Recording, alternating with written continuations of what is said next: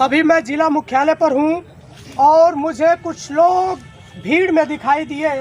ये भारत मुक्ति मोर्चा और बहुजन क्रांति मोर्चा के बैनर तले धरना प्रदर्शन करते दिख गए। ये कुछ इनकी प्रमुख मांगे हैं। संविधान को बचाने की मांग है, जो संविधान से इनके नज़रिए से छेड़छाड़ हो रहा है। दूसरी चीज़ कि जो महंगाई बढ़ी है, महंगाई से हर गरीब तबके के लोग परेशान हैं। मैं सीधे आपका रुख कर लेता हूँ। क्या नाम है आपका? मेरा नाम रामबली यशपाल है। यशपाल जी, किस उद्देश्य से आज आप लोग जिले पर धरना प्रदर्शन कर रहे हैं? मैं रामबली यशपाल, भारत मुक्ति मोर्चा जिला अध्यक्ष मऊ। हम इस देश में भाजपा और आरएसएस के द्वारा देश के संविधान पर छेड़छाड़ की जा रही है। आर्टिकल 19 का उन्होंने विरोध किया है, संविधान जला गया, फिर भी यहाँ से जो है भाजपा सरकार ने कुछ नहीं किया आरएसएस के दबाव में। दूसरा, ईवीएम जो बहुत बड़ा स्कैंडल है, बहुत बड़ा ये भ्रष्टाचार है, ये इसको हम इसके विरोध में हैं। ये इसके द्वारा जो है आरएसएस और भाजपा पूरे देश को अपने कब्जे में कर लिया है। हम इस देश में ओबीसी की जाति आधारित गिनती जो है वो नहीं की जा रही है, जबकि यहाँ का प्रधानमंत्री, हमारे प्रधानमंत्री नरेंद्र मोदी जो हैं वो ओबीसी के हैं, फिर भी ओबीसी की जाति जनगणना जो है आरएसएस के दबाव में नहीं कर रहे हैं। ये इसके विरोध में हम लोग काम कर रहे हैं। यहाँ अभी जो आदिवासी हैं उनको और ओबीसी को ज़बरदस्ती हिंदू बनाने का कार्यक्रम हो रहा है। मैं एक चीज़ आपसे जानना चाहूँगा। आपने ईवीएम की बात की, बड़ी बड़ी पार्टियां हैं, कोई आवाज़ नहीं उठा रहा है। चूँकि आपका भी संगठन मजबूत है, आप ही आवाज़ उठा रहे हैं। क्या कुछ लगता है ईवीएम गड़बड़ है? कहीं चुनाव आप लोग जीत जाते हैं, कभी वो लोग जीतते हैं, कैसे आप बोल सकते हैं कि ईवीएम में गड़बड़ी होती है? ये ऐसा है कि ये तो उन लोगों का एक राजनीतिक फ्रंट है, वो ये राजनीतिक तरीका है। कहीं किसी को एक दो लोगों को दबा देते हैं, मगर पूरे देश में बहुजन की जो पार्टियां हैं उनको पूरे राष्ट्र में वो उसको आने नहीं देती हैं। एक जगह दो लोगों को जिता देती हैं, इसलिए कि लोग समझें कि ये ईवीएम जो खराब नहीं है। ईवीएम जो है पूरे दुनिया में नहीं चल रही है, ईवीएम का विरोध पूरे दुनिया में हो रहा है। उसके विरोध में स्विट्जरलैंड में, अमेरिका में, सारे जगह जो है उसका विरोध हुआ है। उससे कहीं भी चुनाव नहीं होता है। भारत में चूंकि इस देश पर राज सत्ता कायम करना है और कायम करके इस देश को गुलाम, बहुजनों को गुलाम बनाना है, इसलिए जो है आरएसएस और भाजपा जो है इसमें लगे हुए हैं। बहुजन क्रांति की बात आप कर रहे हैं, क्या स्थिति है उत्तर प्रदेश में महंगाई को लेकर? चूँकि बहुजन समाज एक गरीब तबके के नाम से जाना जाता है, अधिकतर लोग संघर्ष कर रहे हैं, तो क्या स्थिति है उत्तर प्रदेश में? उत्तर प्रदेश में स्थिति हमारे हिसाब से बहुत अच्छी है, लेकिन जो इस देश में जो सत्ता में है वो ऐसा कार्य कर रहे हैं कि इनको निश्चित रूप से गुलाम बनाने की साजिश कर रहे हैं। हम लोग जो हैं बहुजन समाज के लोग जो हैं उसको होने नहीं देंगे। कि संकल्प है, इसके लिए हम जान की बाजी लगा देंगे।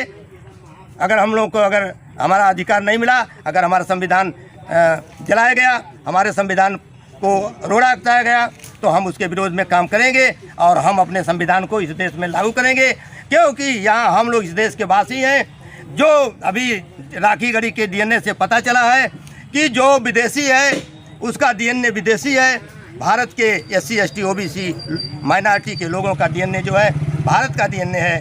और जो इसके विरोध में है, खास करके ब्राह्मण जो है उसका जो डीएनए विदेशी है, डीएनए के आधार पर वो विदेशी है।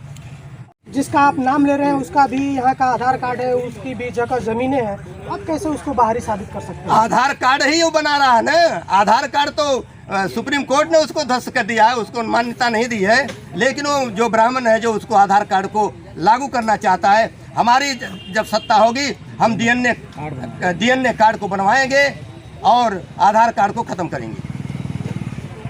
बहुत बड़ा आरोप है इनका, लेकिन एक चीज़ सत्य है, जो महंगाई है, जो मध्यम परिवार के लोग हैं उनको जीवन यापन करने में काफ़ी कठिनाइयाँ हो रही हैं। क्योंकि चावल दाल जो डेली सामग्रियाँ जो यूज करने वाले हैं, जिसके बगैर इंसान जिंदा नहीं रह सकता, उसका दाम दिन पर दिन बढ़ता जा रहा है। मैं आपका रुख करूंगा। क्या नाम है आपका? मेरा नाम पेरियार मनोज यादव है। मैं बहुजन क्रांति मोर्चा जनपद मऊ का संयोजक। मनोज यादव जी, क्या लगता है और संगठनों को आपके साथ आना चाहिए? जो आपने मुद्दा उठाया है ईवीएम का, तो अकेले आपके इस आवाज़ बुलंद करने से कुछ होने वाला है? देखिए, पहली बात तो मैं अकेले इस कार्यक्रम को नहीं कर सकता। पूरे देश में जो बहुजन क्रांति मोर्चा है, बहुजन क्रांति मोर्चा एक छत्रक संगठन है और पूरे बहुजन के जितने भी सारे संगठन इस मंच के माध्यम से अपनी आवाज़ को बुलंद करें। ये लड़ाई अकेले बहुजन क्रांति मोर्चा का कोई एक संगठन नहीं है, इसमें हजारों संगठन शामिल हैं बहुजन क्रांति मोर्चा में। जैसे भारत मुक्ति मोर्चा है, राष्ट्रीय पिछड़ा वर्ग मोर्चा है, भारतीय विद्यार्थी मोर्चा है, राष्ट्रीय मूल निवासी महिला संघ है, इस तरह से तमाम संगठन हैं। और वकीलों का संगठन है, हमारे डॉक्टरों का संगठन है, विद्यार्थियों का संगठन है, बहुत सारे संगठन इसमें मिलकर। कम शब्दों में अपनी बात बोले, मैं आपसे सीधे ये पूछ लेता हूँ कि इस दौर की बात हम करें, महंगाई के ऊपर क्या बोलना चाहेंगे? या फिर आपने एक और सवाल खड़ा किया है कि संविधान के साथ जो छेड़छाड़ का आप जो आरोप लगा रहे हैं, इस पर क्या बोलना चाहते हैं आप? देखिए, वो तो हमारे महापुरुष जो बाबा साहब अम्बेडकर ने ही कहा था कि संविधान कितना हो भी अच्छा हो जाएगा तो बहुत बढ़िया साबित नहीं हो सकता, और बहुत खराब अगर संविधान हो, अगर अच्छे लोग देश को चलाने वाले हो तो संविधान अच्छा साबित हो सकता है।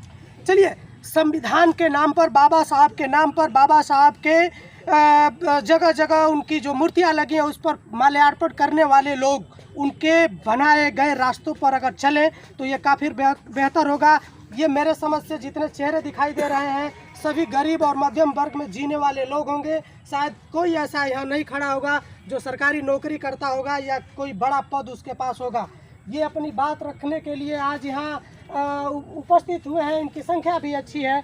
लेकिन ये अपनी लड़ाई किस तरह से लड़ेंगे, आज का जो दौर है वो आसान नहीं है। आप जो लड़ाई लड़ने जा रहे हैं ये काफ़ी बड़ी लड़ाई है, तो इसमें और पार्टी और जो संगठन के लोग हैं उनसे क्या बोलना चाहेंगे आप?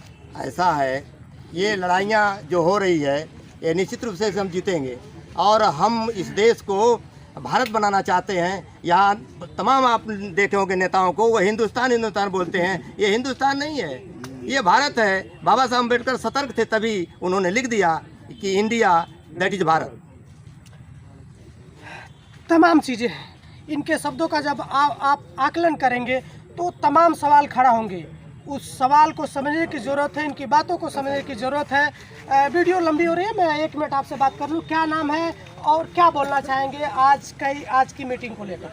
मेरा नाम अभय यादव है, मैं राष्ट्रीय पिछड़ा वर्ग मोर्चा का जिलाध्यक्ष हूँ मऊ का, और मैं भारत मुक्ति मोर्चा और बहुजन क्रांति मोर्चा को हमारा संगठन समर्थन दे रहा है। अब इनकी बातों को भी सरकार को सुनना चाहिए, ये भी हिंदुस्तान के नागरिक हैं, ये भी सरकार को टैक्स देते हैं, इनका भी उतना ही अधिकार है।